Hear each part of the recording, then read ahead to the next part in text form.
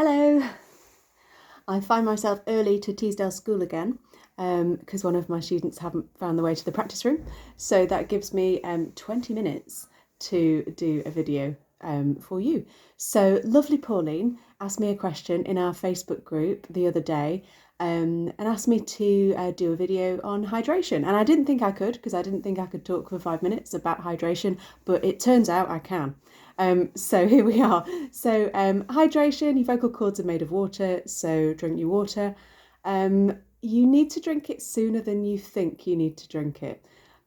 So I have a bottle of water by my bed and I try and drink most of it before I go to sleep. Not all of it anymore because I'm approaching the big 4-0, and if I drank all of it then I wouldn't get to sleep at all, unfortunately. But I did, up until about 5 years ago, I did used to drink a pint of water before I went to bed. So if you can do that, great. If not, I feel you. Okay, so the good news about that is the other half of the bottle is there in the morning, so that gets drunk pretty much as soon as I wake up, and then that's sort of done. But I need more. I find the more I sort of progress through my singing career and through life, I feel I need more sources of hydration.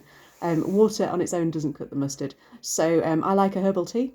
I like anything with sort of ginger or turmeric in it. Lidl's do quite a good one. That's they do a detox one, they do a sleep one, but they do a little yellow box and it's got echinacea in it, which is my new favourite thing for winter and beyond.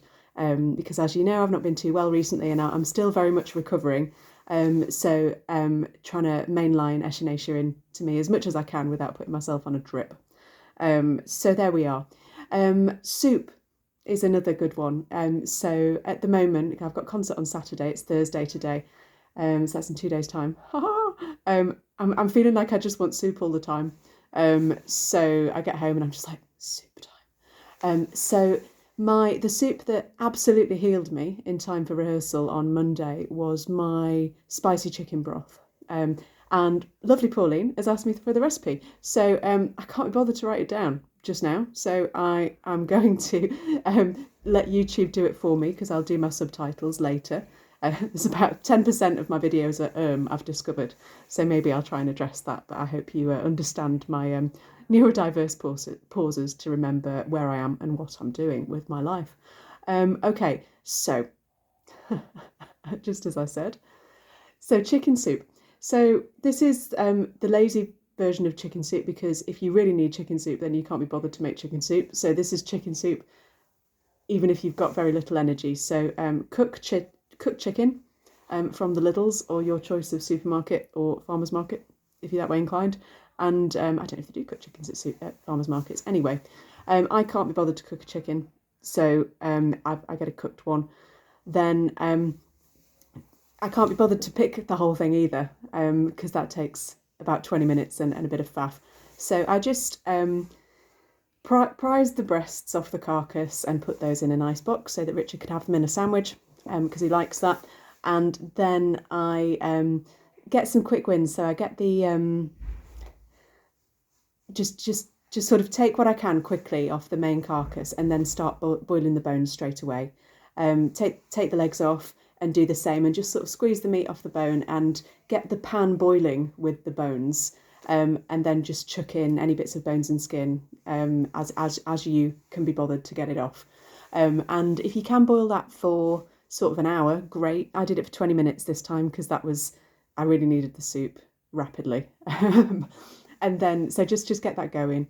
I got all pre-prepared veg, and we had fortunately there was loads of veg left over at the community pantry. So I teach at a community centre called TCR Hub in Barnard Castle, and they have lovely volunteers who go and fetch all the food that's going out of date from Tesco's, Lidl's, and it just goes in a big fridge. And generally speaking, people will come and help themselves to that throughout the day, and that'll go out into the community where it's most needed. Sometimes there's absolutely loads and not many people come.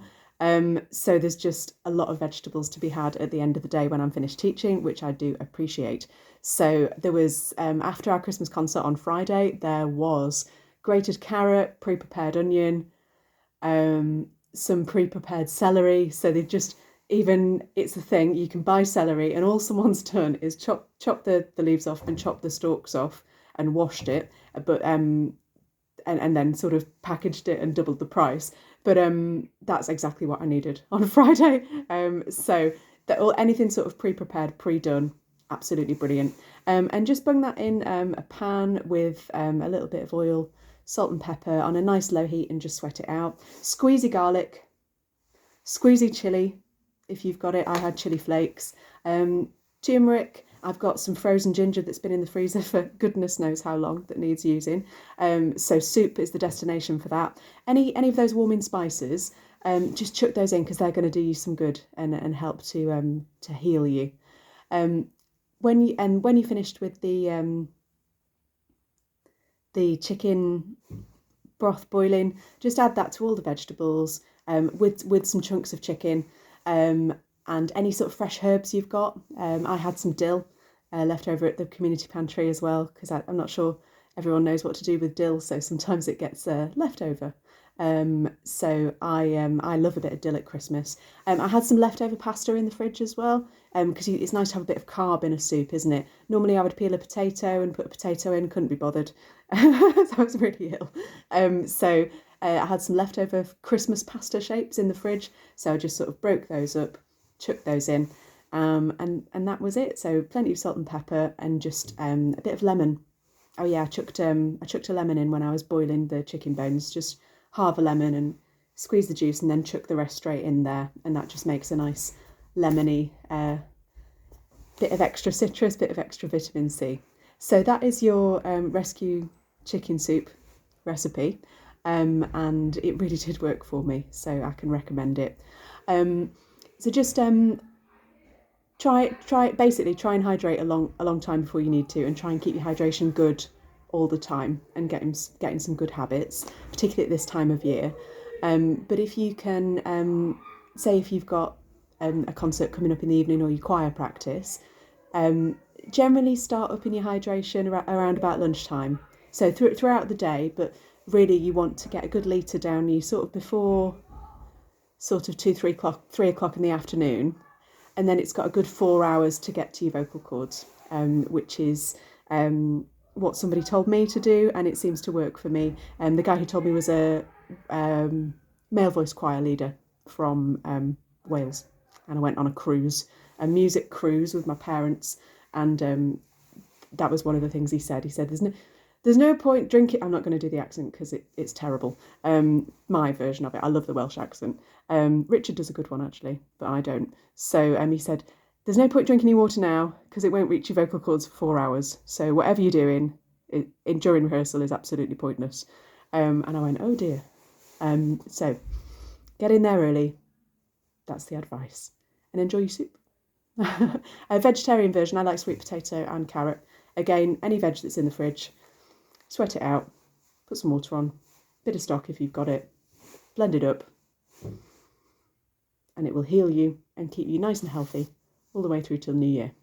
Okay, hydration video. I've talked for 8.5 minutes about hydration. So well done, Pauline, for the challenge, and I'm going to drop the mic now because students will be coming in a minute, and I think that's quite enough hydration for one day. Okay, happy singing. Any questions, let me know. If there's anything you want me to do a video on, just give me a shout, because apparently I can do one about most things. Okay, bye.